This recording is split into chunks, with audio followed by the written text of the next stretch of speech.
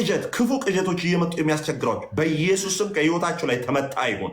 መልካም ህልም፣ መልካም እንቅልፍ በቤታችሁ ይሁን። በትዳራችሁ ውስጥ ችግር ያለ እግዚአብሔር ከትዳራችሁ ችግርን ይውሰደው በኢየሱስ ስም። ከእናንተ ያርቀው። ጭቅጭቅ፣ መጣላት፣ ክርክር በኢየሱስ ስም በእናንተ ዘንድ እንዳይሰማ። አገልጋይ የነበራችሁ ወደ ኃጢአት የገባችሁ እግዚአብሔር ይመልሳችሁ። ዛሬም ጸጋውን ያብዛላችሁ። አቅማችሁ ይታደስ፣ ጉልበታችሁ ይታደስ። እግዚአብሔርን በመፍራት ትላንት የነበራችሁ አይነት ትጋት፣ ትላንት አባባ አባባ አባባ ኢየሱስ ኢየሱስ የምትሉበት የፍቅር አንደበት የምትቆላጠፉበት የህይወት ስርዓት ይመለስላችሁ። ይቺ ሰዓት ለእናንተ አዲስ ምዕራፍ ትሁን። እግዚአብሔር ይወዳችኋል፣ ያፈቅራችኋል፣ ይቀበላችኋል፣ እጅግ ይወዳችኋል። ጸለይ የጸለያችሁትን እንደተቀበላችሁ ብታምኑ ይሆንላችኋል ተብሎ እንደተጻፈ በጌታ በኢየሱስ ስም ጸለይን። አሜን። ወዳጆች ጌታ ይረዳችኋል፣ ይቀበላችኋል። የማታውቁት አዲስ ኃይል በህይወታችሁ ላይ አሁን ይጀምራችኋል። ለምን? እናንተ ነገር ለጌታ አሳልፈን ሰጠ። የማታውቁት ድንገት መጠጡ ያስጠላችኋል። ድንገት ሁሉ ነገር ያስጠላችሁ። ይወዳችኋል። ኢየሱስ ይወዳችኋል። እግዚአብሔር ይወዳችኋል። እናትና አባት የፈለገ ብትሰክሩ ቦይ ውስጥ ብትገቡ አጥበው ነው የሚቀበሏችሁ። የእናትና የአባቶቻችሁን ያክል ለምን እግዚአብሔርን ማመን አቃታችሁ?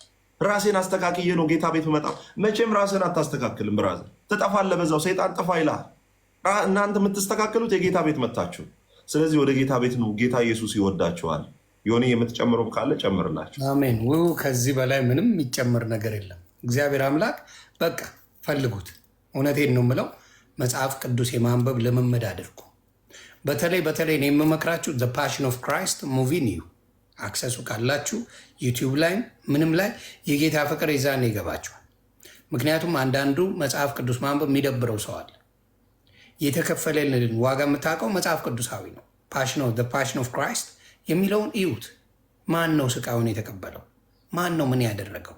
ማን ነው ምን የሆነ የሚለውን በደንብ አድርጎ ያስረዳቸዋል። ከዛ በኋላ ዩል አንደርስታንድ ማን ዋጋ እንደከፈለለ፣ ማን እንደተሰቃየለ፣ ማን ስለ አንተ እንደተገረፈ፣ ማን ስለተዋሸበት፣ ማን እንደፈወሰ፣ ማን ምን እንዳደረገ በደንብ አድርጎ መጽሐፍ ቅዱስ እንደዛ አድርጎ በሙቪ ያሳይሃል። እና ያንን ካረጋችሁ በእውነት ነው የምልህ ህይወታችሁ እየተቀየረ ይሄዳል። ህይወታችሁ እየተቀየረ ይሄዳል። እኔ የስቅለቱ ቀን እፎ የሚባል ወንድማችን መጥቶ የእስልምናውን ፖለቲካ ሰበረው። ማረሰው የስቅለት ቀን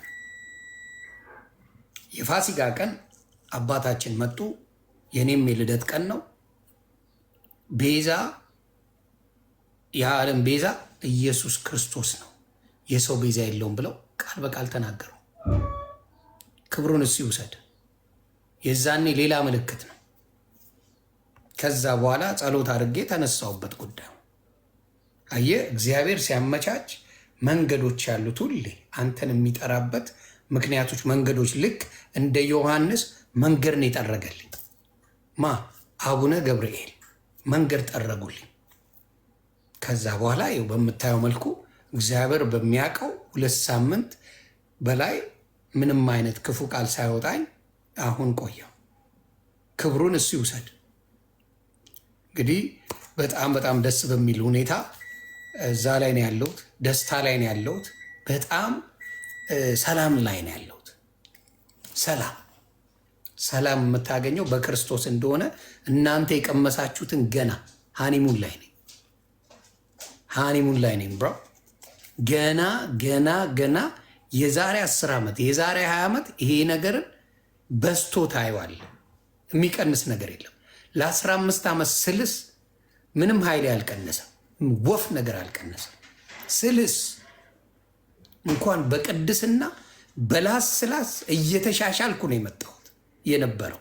በላስላስ ማብራት በክርስቶስ ፍቅር ደግሞ አስበዋል። የዛሬ 15 ዓመት ዮኒ ማኛ አስበዋል። እንደ እግዚአብሔር ፈቃድ እና ተባረኩልኝ። ለምትሳደቡ እንጸልያለን፣ አንሰድብ። እኔ በተለይ ለምትሰድቡኝ የምመርቅ ሰው ሆኛለሁ።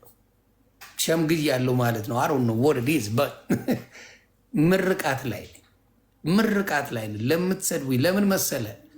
በዛ መንገድ ስላለፍኩ እረዳለሁ። አሁን እረዳለሁ። ዮኒ ማኛ 10 የሚለኝ ቅዱስ እንደዚህ ሲባል ስለነበረ ነው። በክርስቶስ ያሉት በሙሉ ሙድ ይያዝባቸዋል። እንኳን በክርስቶስ ያሉት ክርስቶስ ሙድ ተይዞበታል።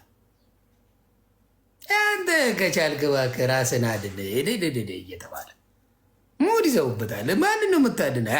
ሙድ እያዘ በክርስቶስ ሙድ ተይዟል። እንኳን አይደለም ሃይማኖተኞች ሙድ ይዘውበታል። ስለዚህ የሚገርም ነገር የለም። እሱ ትንሽ እንትኔ እንዳይነካ ምናምን ያሰበው ነገር አለ። እኔም እንዲህ ስባል ነበር። በጣም የማውቀውን ነገር ነው የምትነግረኝ። እኔ ሶሻል ሚዲያ የምዘውረው ሰው ማንም ሊያስተምረኝ አይችልም። ግን እውነት